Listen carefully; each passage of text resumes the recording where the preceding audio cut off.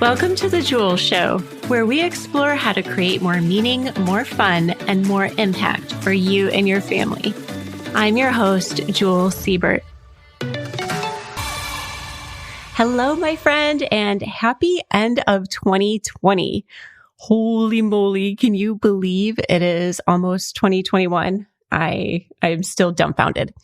But I know a lot of us are excited about the new year because let's face it, 2020 was a lot and it was hard. Plain and simple, 2020 was hard. And we think about new beginnings. And I don't know about you, but I tend to make like one New Year's resolution every year. I try to implement one new habit each year. But I was thinking about the start of 2021 while I was walking. I like to think when I walk. And I decided I'm going to do something new. And I wanted to share it with you and invite you to do it too. So instead of a New Year's resolution, I'm doing something completely different. And here's why. This is what I was thinking about. So I was thinking about just how difficult 2020 has been and making it through in a decent mental state with all the challenges we've had. That's an accomplishment. And then I was just thinking about accomplishments in general. And I thought about my first book launch. And this was the first time I was in a book. I've collaborated in several books. I've written a chapter in books. And this one was the first project. And, it was the time that I became a best-selling author, that was my big milestone. And let me tell you, I was pretty naive about what it meant to be a best-selling author at that time. I thought, man, when I write a book, everything's going to be different. When I'm a published author, I'm going to feel different. I'm going to be different. And if this book becomes a bestseller, then, oh my goodness, things are going to take off. My business is going to get a lot of traction and it's just going to change things. Things are going to be different. I didn't realize that writing and publishing the book is only half the story. Half the story. Writing pun not intended, but we're leaving it in there. So yes, writing and launching the book, that's the first piece. But it's what you do afterwards, the speaking, the teaching, the interviews. Those are the things that you leverage to fuel your project or your business. But like I said, at the time, I didn't know this. So we had the book launch. We were an Amazon bestseller.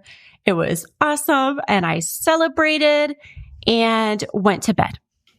The next morning, I woke up and nothing was different. I mean, sure, I probably looked at myself in the mirror and said something silly like, hello, you amazing best-selling author, you. I'm sure I did that, but nothing in my life actually changed that day. Nothing was different. And having worked on that project for so long and meeting this big milestone, but realizing that nothing has changed in my life. I was feeling a little lost about what to do next, and honestly, a little disappointed. I don't know what I was expecting or hoping for. I don't think I had anything specific in mind, but I was feeling a little let down that I'd reached this milestone, this new point in my life. I thought things were going to be better. And nothing was any different. I mean, there are actually names for this because it turns out a lot of people experience it. So some folks call it a success hangover. Some folks call it post-accomplishment blues. But it's actually pretty normal to feel a little let down once you reach the finish line of something. Now, looking back at it now, yes, I laugh because, okay, outside of fairy tales, things don't magically transform when the clock strikes 12. In real life, things take time. Of course, things take effort. What was I really thinking? I don't know. But that's what popped into my mind when I was thinking about the new year. Because even though we're looking forward to 2021 and how much better it's going to be, knock wood, I mean, it must be better, right? But the truth here is that there isn't going to be much difference in our day-to-day lives between midnight on 31 December and 12:01 a.m. on the 1st of January. We're going to cross that new line into the new chapter, but things are essentially going to be at a steady state. It'll be a gradual change. Now you may be thinking, yeah, okay, Jewel, but there's something that just feels different about the new year. And you know what? I completely agree. I think you are absolutely right. And you know what it is? It's hope. Hope that this new year will be better. Hope that this is the year we're going to get our stuff together. Or, we'll be a better parent. We'll be more organized. We're going to start and finish that project we've been dreaming about. It's hope. Hope is the thing that fuels us and motivates us and keeps us going, even when on the surface, it looks like things haven't really changed. Because hope is that spark. And at the same time, hope is a very delicate thing. You've got to nurture it. You've got to give that seed water and sunlight and sing to it to make it grow. Because look, our brains are amazing, and we are hardwired with a negativity bias. It's a thing that we have evolved over time to, it's very useful to help keep us alive. But building hope? Yeah, not so much. If we want to build hope in our lives, we have to actively make an effort. So as we're wrapping up 2020 and going into 2021, I am focusing on my New Year's hopes. And I cordially invite you to do the same. Now, here's how you do it. This is how I'm doing it anyways. So you can grab a note card or make a note on your app on your phone. I'm using a note card, and make a list of things that you're hopeful for. It's super simple. It can be the feelings you want to feel, the relationships with people you love. It can be little moments that you enjoy throughout the day and that you're looking forward to experiencing.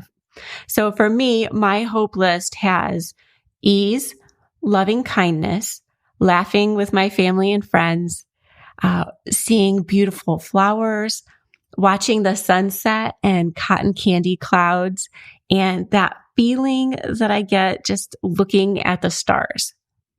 So that's my list. Your list can have whatever it is that just lights you up. And then take this list with you and look at it maybe once a day. So I keep mine in my wallet, and I set an alarm on my phone to remind me to look at my list. So I have a bunch of alarms on my phone to remind me to do different things throughout the day. Just it helps keep me on track. So this is a super simple way for you to remember. And so my alarm goes off and I look at my hope list and I imagine that I am feeling or doing these things. And it helps me to truly experience this feeling of hope. It feels so good. It feels so good. So that's it for today. I hope you enjoyed this episode. And a little reminder from last episode, I'm hosting a 2021 planning workshop, and I have a workbook, and you can find out all the details at JewelSiebert.com/new year. So on that note, Happy New Year to you and your family. Thanks for joining me for this week's episode of The Jewel Show. If you enjoyed it, please share it with a friend. And be sure to subscribe, rate, and review on your favorite podcast player. For questions, comments, or feedback, drop me a note at jewel@jewelsiebert.com. Thanks for listening, and I'll see you next time.